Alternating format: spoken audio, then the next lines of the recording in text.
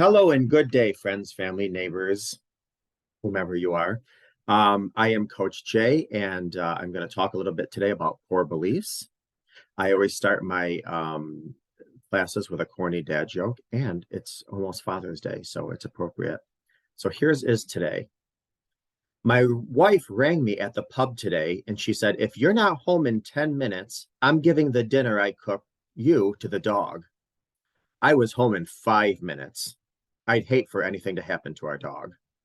But All right, if you can take two deep healing breaths in through the nose, out through the mouth, preferably with your eyes closed, but however you feel comfortable and safe. And one more time.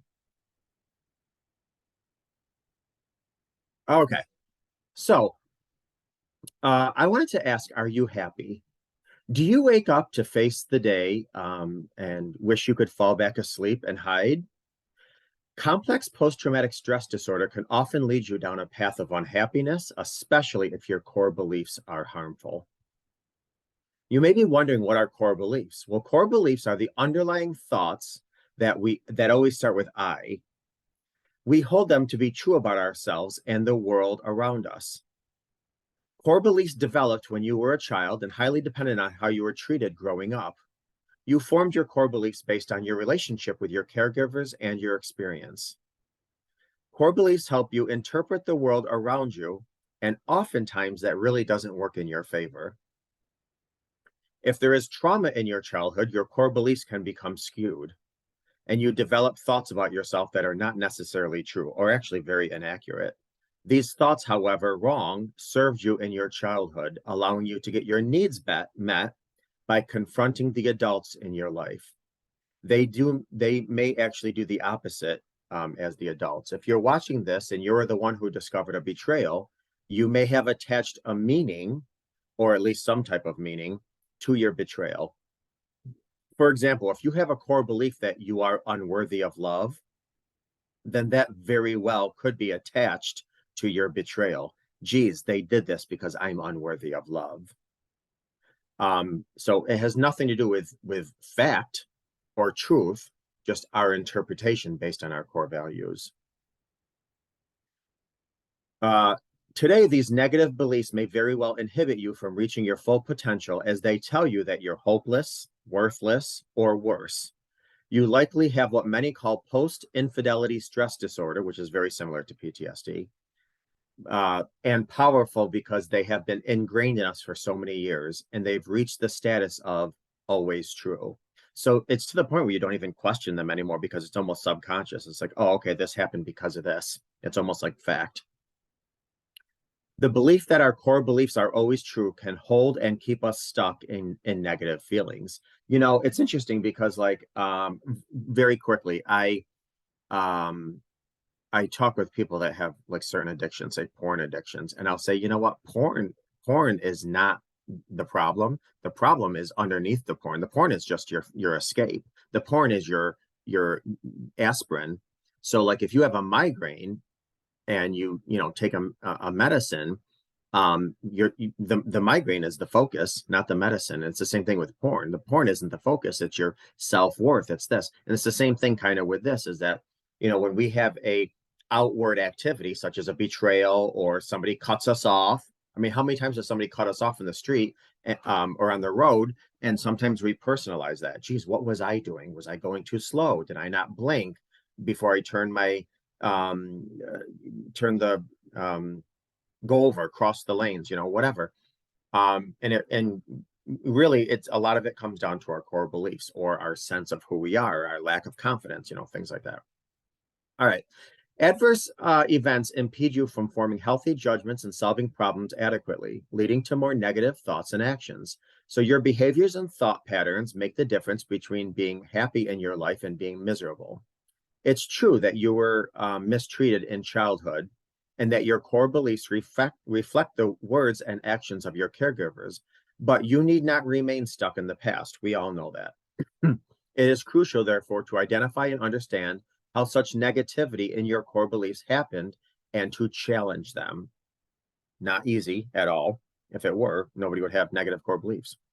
Changing your core beliefs is the only way to achieve a happy and healthy, healed life. Okay, it's not the only way, but it's actually the most thorough, productive way.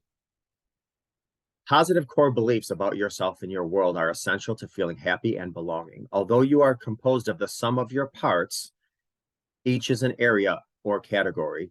So there are six categories involved in our core beliefs. First, there are self-concepts. Our self-concepts are those core beliefs that are unquestionable thoughts in our minds of who you believe you are and what you believe to be true. It's critical to your happiness that you have a healthy self-concept. Although childhood trauma dramatically affects how you see yourself, this can change in the process. In the process, it can change and make you a happier person. Um, One of the things actually that is kind of cool is when like Dr. Debbie, when she makes a mistake and she's like, "Oh, isn't that cute?" or whatever she says. I forgot what she says. That's actually changing a core belief, because how many times do you do something and you say, "Oh my God, how stupid can I be?" or "How foolish was that?"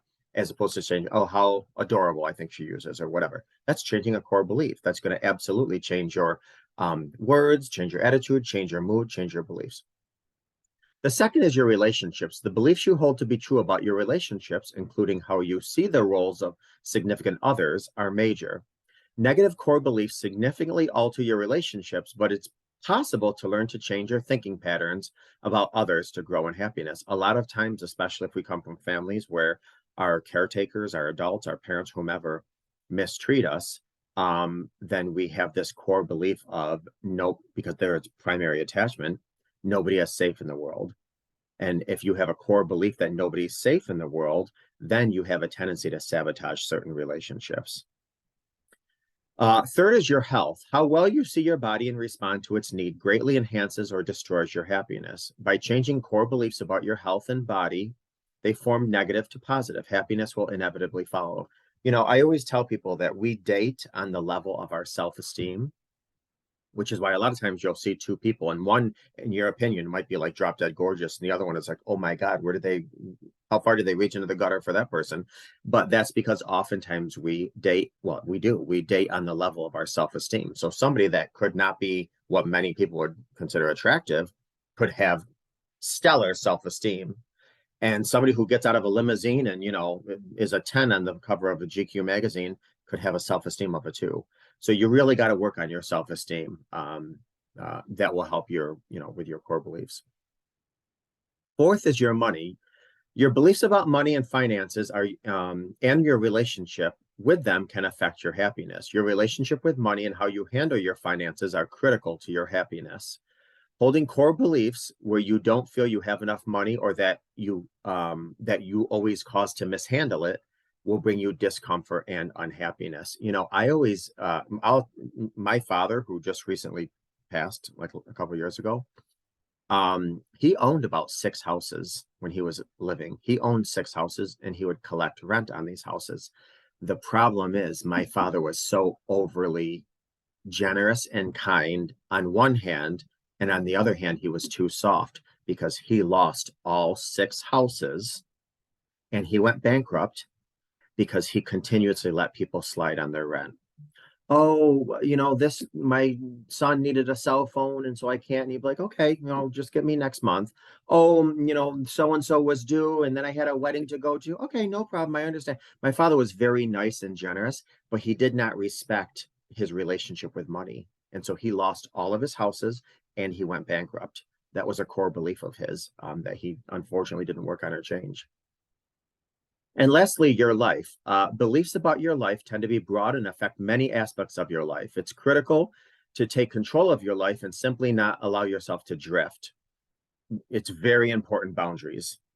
A lot of this comes down to boundaries. But of course, if you have core beliefs that are skewed and negative, it's very hard to create and even more difficult to enforce good boundaries. You are in control of your life and your happiness now, and it's up to you to gain control over your negative thinking patterns.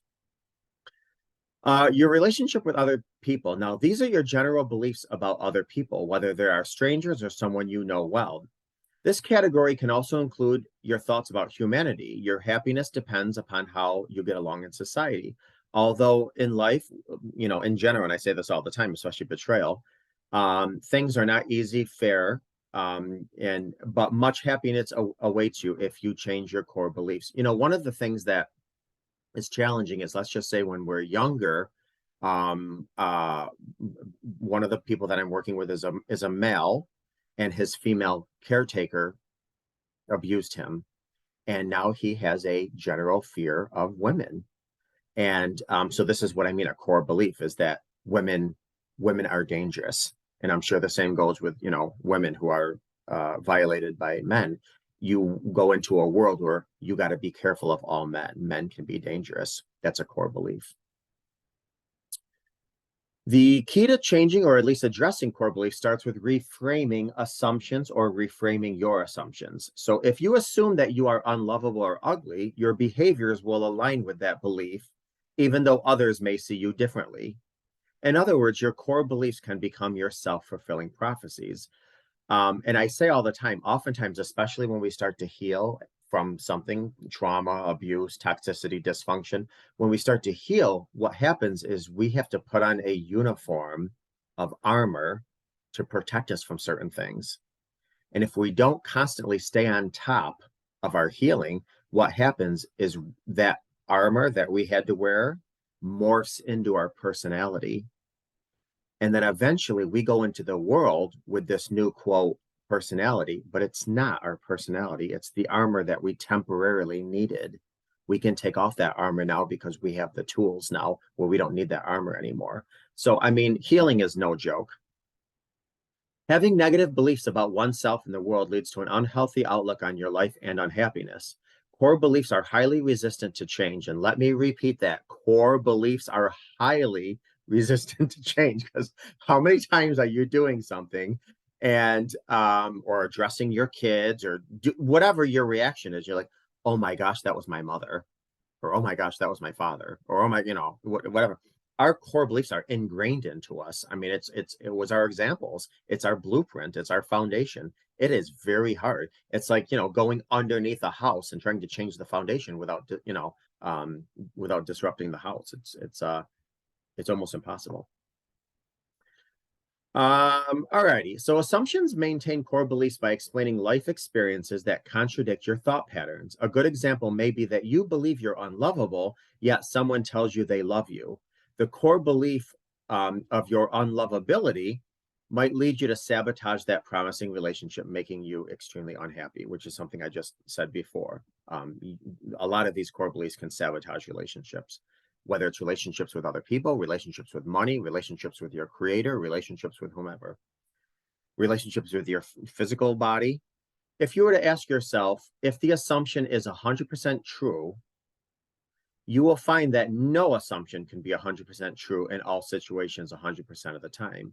Reframing negative assumptions into an if this then that format will aid you in testing your assumptions. For example, if I find love, then I will enjoy it. Reframing allows you to see the alternative to what you originally believed, rather than so and so scary, or so and so can't be trusted, or A, B, and C.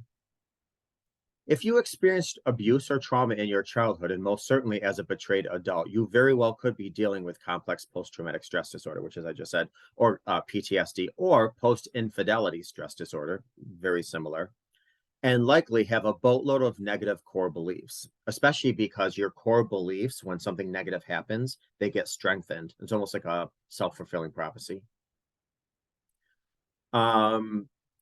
Because core beliefs are deep-rooted and persistent, they are difficult to challenge, but it's possible. Challenging your core beliefs takes a lot of time and patience, a lot of hard work, and self-compassion. It could also take more time than you would like, which oftentimes we get frustrated. And just like anything else in the world, just like trying to save money or going to the gym, if we don't see instant results, we have a tendency to give up on it. However, the process of overcoming negative core beliefs that you have held down in life is definitely worth it, because improving and changing your self core beliefs, especially if they're negative, truly you emerge as like a butterfly out of the cocoon. Challenging your core beliefs is not a one and done, just like an apology. You must acknowledge your core beliefs. Next, you will want to explore the ways that your core beliefs affect your life. For instance, your core belief is that you believe you're not intelligent. This leads you to avoid going to college or training for a new job that pays you much more than minimum wage, or even taking a leap of faith that you are smart enough to do whatever. Finding your core beliefs can be as simple as the 7-tiered question technique. For example, I am unlovable. Okay, what does unlovable mean?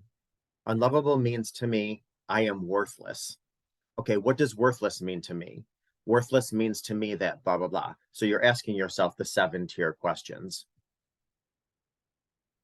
I hope this class helped with just getting your mind around thinking of your core beliefs, understanding where they come from, understanding if they serve you or not, and if not, maybe be mindful that they have to change, and learn some ways to actually change your core beliefs. So I hope you got something out of this class. And as always, thank you for your time.